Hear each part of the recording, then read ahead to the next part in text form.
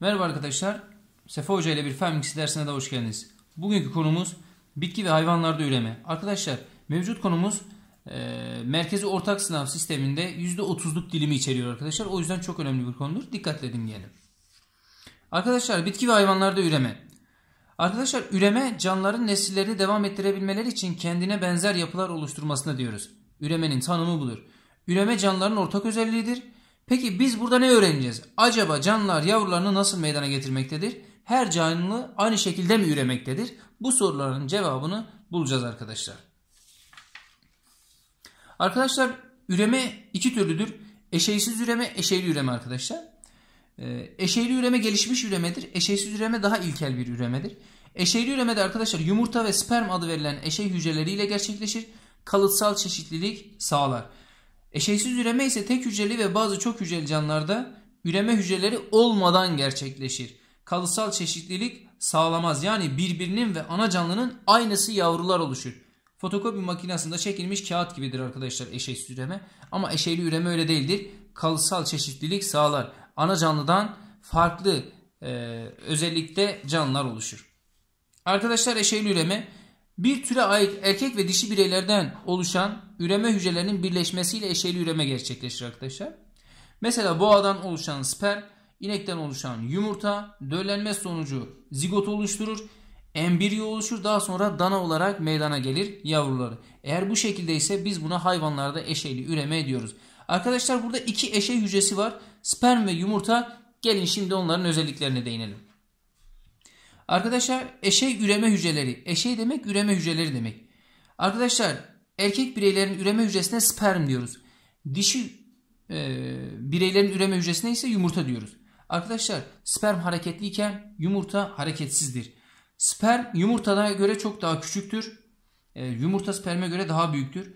Bunun baş kısmında arkadaşlar hücre zarı, sitoplazma ve çekirdek bulunur. Bunda zaten tamamında hücre zarı, çekirdek ve sitoplazma bulunur arkadaşlar. Erkekteki üreme hücresine sperm diyoruz. Şekli budur. Dişideki üreme hücresine yumurta diyoruz. Şekli yuvarlak ve büyüktür arkadaşlar. Arkadaşlar döllenme nedir?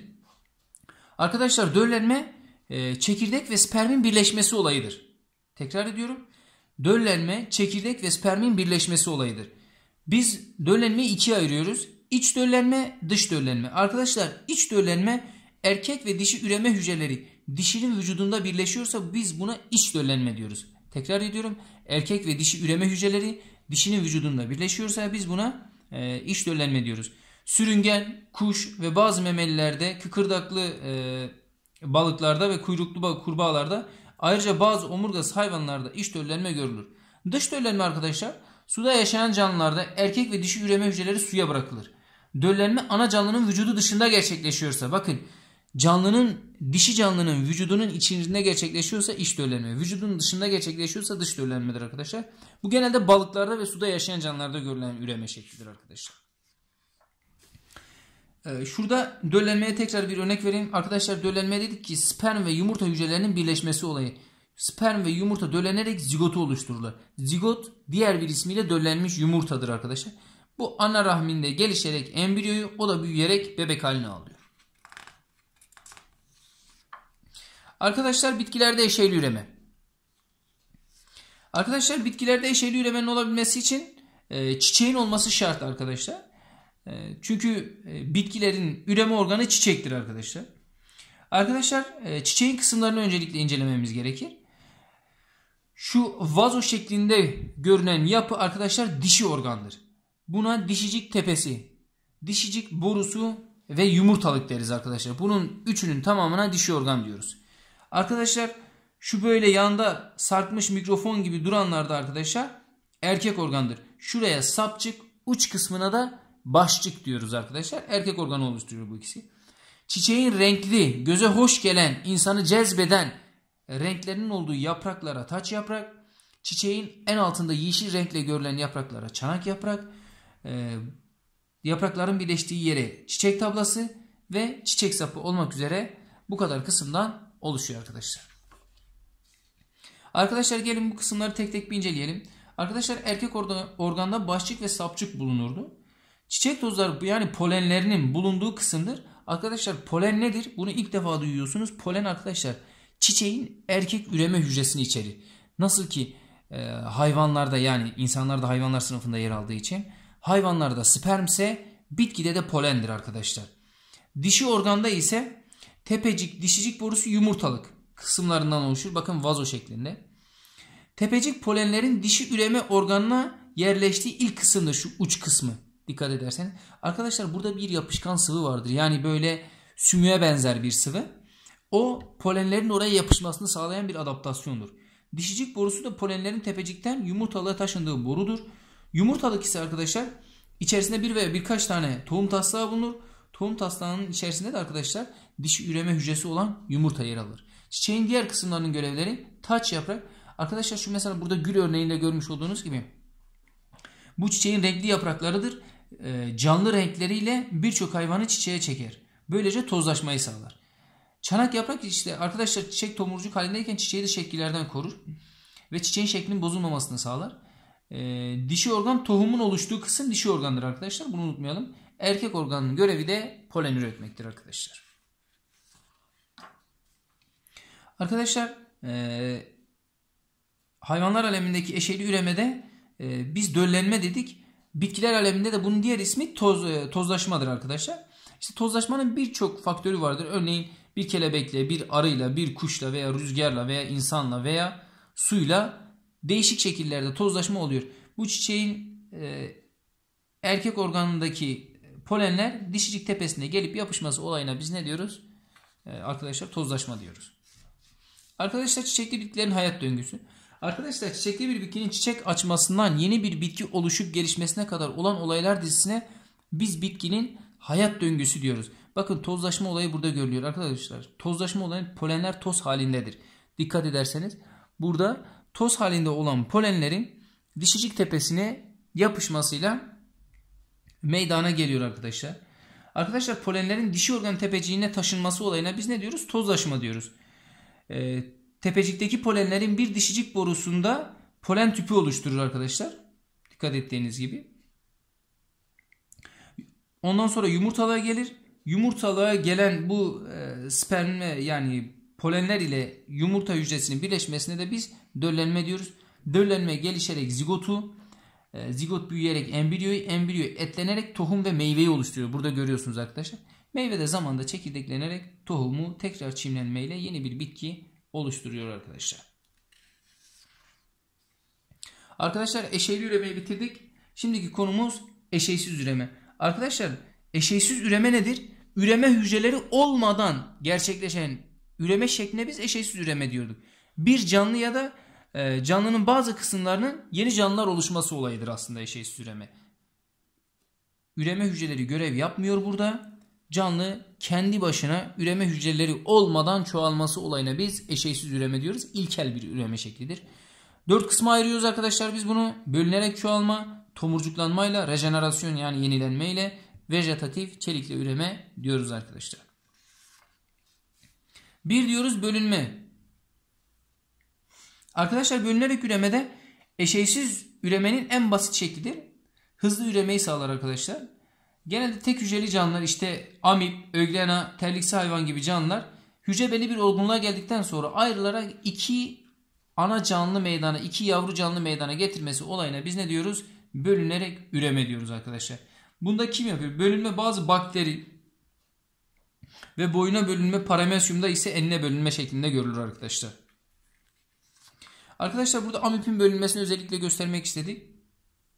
Bölünerek üremede arkadaşlar amip belli bir olgunluğa geliyor. Belli bir olgunluğa gelen hücreyi kontrol etmekte zorlandığı için bölünme emri veriyor ve hücre bölünüp iki tane birbirinin aynısı yeni canlı oluşuyor arkadaşlar.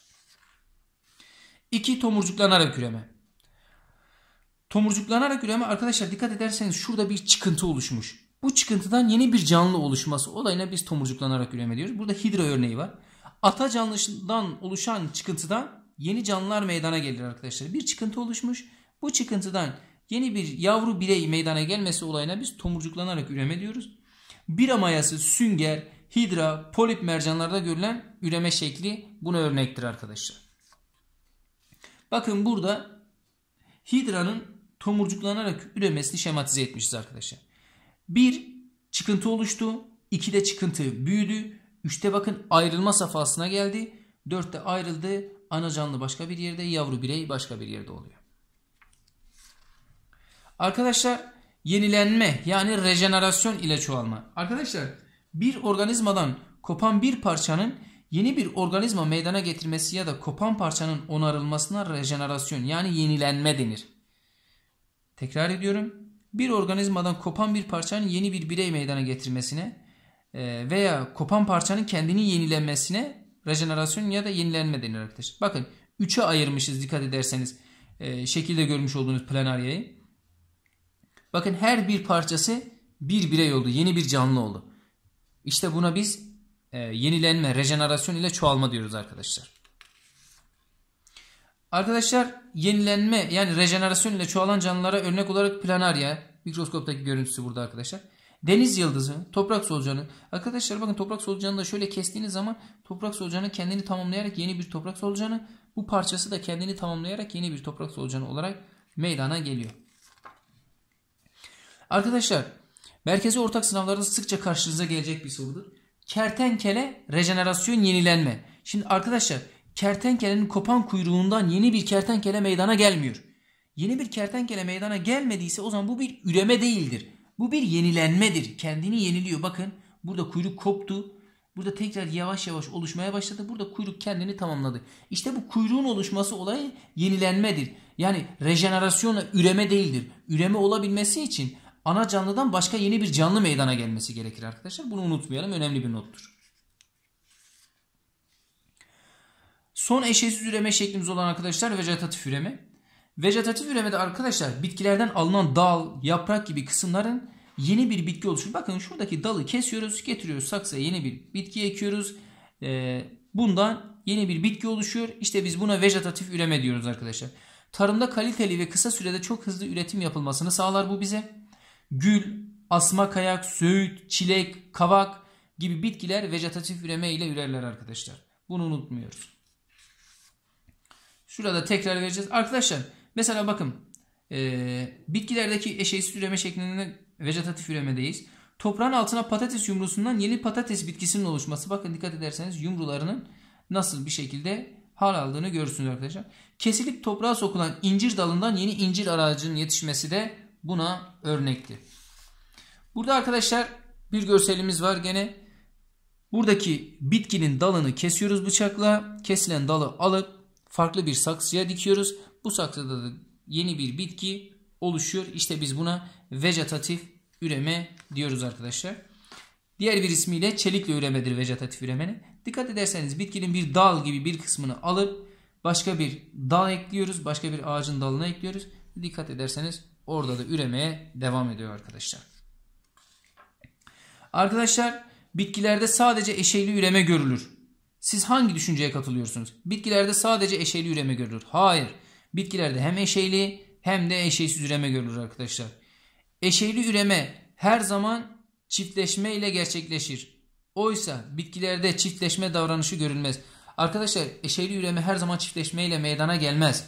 Hayvanlarda çiftleşme ile meydana gelirken kimi hayvanlarda çiftleşme ile meydana gelmez. Örneğin balıklarda çiftleşme ile meydana gelmez. Nedir? Spermlerini bırakır suya balıklar. Diğerleri yumurtalarını bırakır. Suda bir araya gelir bunlar. Ama her canlıda böyle midir? Her canlıda böyle değildir arkadaşlar. Bitkilerde nasıldır? Polenler gelip yumurtalığın tepesine konuluyordu. Dişicik borusuna. Oradan içeri girdikleri zaman arkadaşlar tozlaşma olayıyla döllenme gerçekleşiyordu. Burada da Mert diyor ki ben sana katılmıyorum. Çünkü çiçekli bitkilerde hem erkek organ hem de dişi organ bulunduğu için döllenme gerçekleşir. Bu yüzden bitkilerde eşeyli üreme de görülebilir demiş. Evet Mert'i tebrik ediyoruz. Vermiş olduğu güzel cevaplardan dolayı. Evet sırada bir sorumuz var. Arkadaşlar yukarıda verilen üreme çeşitleri ile ilgili olarak yapılan yorumlardan hangisi doğrudur demiş. Dikkat ederseniz burada bir hidra var, tomurcuk. O zaman bu eşeysiz üreme şekli olan tomurcuklanarak üreme. Burada da yumurta ve sperm hücresi var. Zigot oluşturmuş. O zaman hücreler varsa bu eşeyli bir üremedir. Üreme 1 eşeyli üreme örneğidir. Yanlış söylemiş, eşeysiz üremedir. Üreme 2 vejetatif üremede görülür. Yanlıştır arkadaşlar. Bu bir eşeyli üremedir. Üreme 2 tüm canlılarda görülmez. Doğru demiştir. Tüm canlılarda görülmez. gelişmiş yapılı hücreleri canlılarda görülür. Üreme 1'de oluşan canlılar birbirinden farklıdır. Hayır arkadaşlar, eşeysiz üremede oluşan yavrular ana canlının birebir aynısıdır. O yüzden doğru cevabımız C şıkkı olacak. Arkadaşlar, üreme canlının kendine benzer yeni canlılar oluşturmasıdır. Evet, tam olarak üremenin tanımını yapmış. O zaman doğru yazan yere geliyoruz. O zaman 3 ve 4. çıkışları eledik. Üreme canlıların ortak özelliklerindendir. Kesinlikle doğrudur arkadaşlar. Üreme canlıların ortak özelliklerindendir. O zaman bu cevap da bizi 1. çıkışa çıkartır. Arkadaşlar, bugünlük konumuzun sonuna geldik. Bir sonraki videomuzda bitki ve hayvanlarda büyüme ve gelişmeyle karşınıza geleceğiz. Bizi takip etmeyi unutmayın. Kendinize iyi bakın. Fenle kalın.